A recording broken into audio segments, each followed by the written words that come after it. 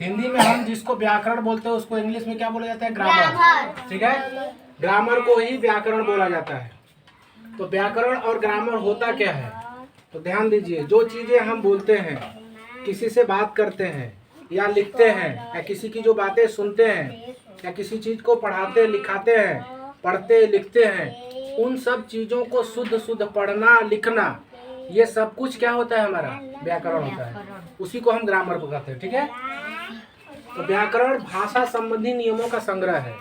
भाषा संबंधी नियमों का संग्रह, जो भाषाएं हम बोलते हैं, इंग्लिश भाषा होगी, हिंदी भाषा होगी, भोजपुरी भाषा होगी, ठीक है, कन्नड़ भाषा हो गई, बांग्ला भाषा हो गई, जो भाषाएं बोली जाती हैं मानव के द्वारा इस सृष्टि में, उन भाषाओं के एक नियम का एक संग्रह होता है। ठीक है, जो किसी भाषा को ठीक ठीक लिखना, अच्छी प्रकार से लिखना और उच्चारण करना सिखाता है। लिखना और उच्चारण करना सिखाता है, प्रोनाउंसिएशन सिखाता है। ठीक है, देखिए, ग्रामर इज द स्टडी। ठीक है, ग्रामर वह अध्ययन है इन विच, जिसमें वी लर्न, हम सीखते हैं, द करेक्ट प्रोनाउंसिएशन। ठीक है, करेक्ट में सही उच्चारण करना, एंड राइटिंग, और सही से लिखना, एनी लैंग्वेज, किसी भी भाषा का, यानी किसी भी भाषा का सही प्रकार से, ठीक ठीक प्रकार से उच्चारण करना हम सीखते हैं जिस संग्रह में।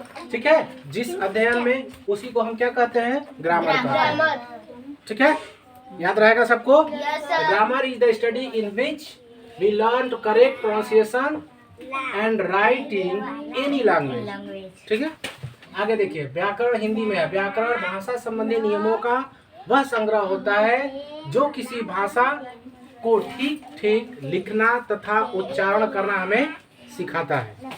ठीक है, इसको हम इन भाषा बोलते हैं, सॉरी व्याकरण बोलते हैं। ठीक है, अब आगे आता है लैंग्वेज। इसमें आया था ना भाषा। भाषा, अब कोई पूछे भाषा क्या होता है भाई, तो भाषा क्या, भाषा को इंग्लिश में बोलते हैं लैंग्वेज। ठीक है, लैंग्वेज वह माध्यम, वह माध्यम जिसके द्वारा हम अपने भाव विचार को प्रकट करते हैं किसी के सामने। ठीक है, वह माध्यम, कौन सा माध्यम? जो हम बोलते हैं, जो चीज वर्ड निकालते हैं, जो लेटर बोलते हैं। ठीक है, जो अक्षर बोलते हैं, अक्षरों को मिलाकर जो शब्द बोलते हैं, शब्दों को मिलाकर जो वाक्य बोलते हैं। जैसे मैं आपको जो चीज बता रहा हूँ, तो इसमें क्या क्या छिपा है? पहले तो लंबा चौड़ा वाक्य बोला, वाक्य के अंदर घुसोगे तो शब्द होगा, शब्द से पहले वो अक्षर होगा। ठीक है, लेटर होते हैं, वर्ड्स होते हैं, वर्ड्स के बाद सेंटेंस होते हैं। सेंटेंस को हिंदी में वाक्य बोला जाता है। ठीक है, और लेटर्स को हिंदी में बोलते हैं अक्षर, है, और वर्ड्स को हिंदी में बोलते हैं शब्द।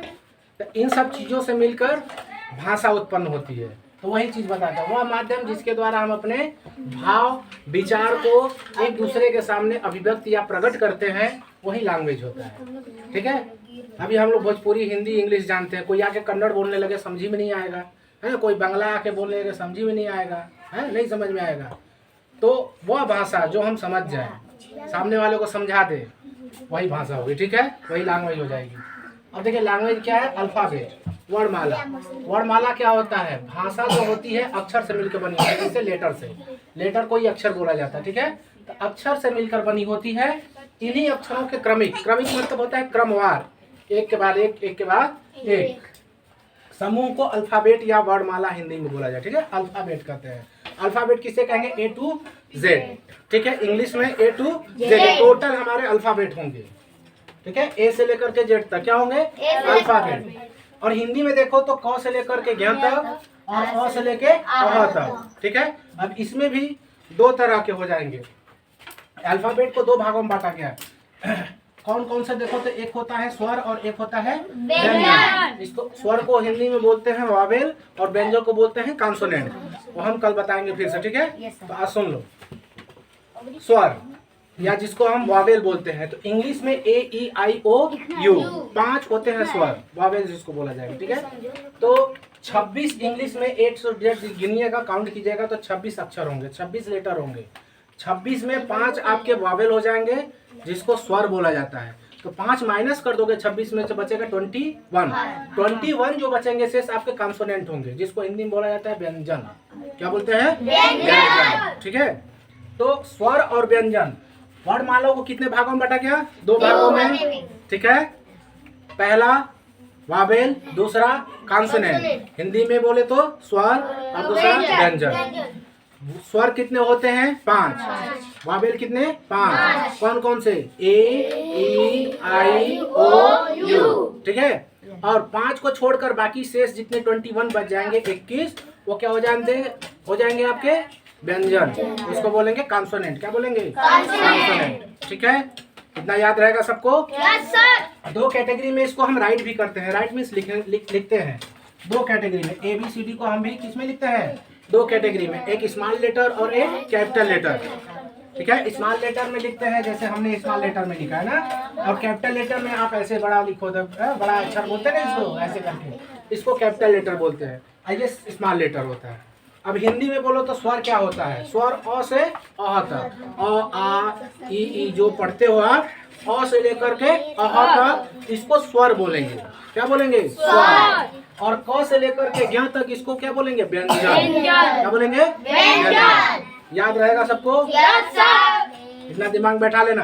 अल्फाबेट क्या है? तो ए से जेड तक इंग्लिश में, क हिंदी में बोलो तो क से ज्ञ तक, और अ से अह तक। ये हमारा वर्णमाला है। ठीक, इसको इंग्लिश में बोलते हैं, इंग्लिश में अल्फाबेट। ठीक है, अल्फाबेट 2 कैटेगरी। ठीक है, 2 भागों में बांटा गया। तो कौन कौन सा? एक स्वर और एक व्यंजन, वावेल एंड कॉन्सोनेंट। स्वर को वावेल बोलेंगे और कॉन्सोनेंट व्यंजन को कॉन्सोनेंट बोलेंगे। स्वर कितने?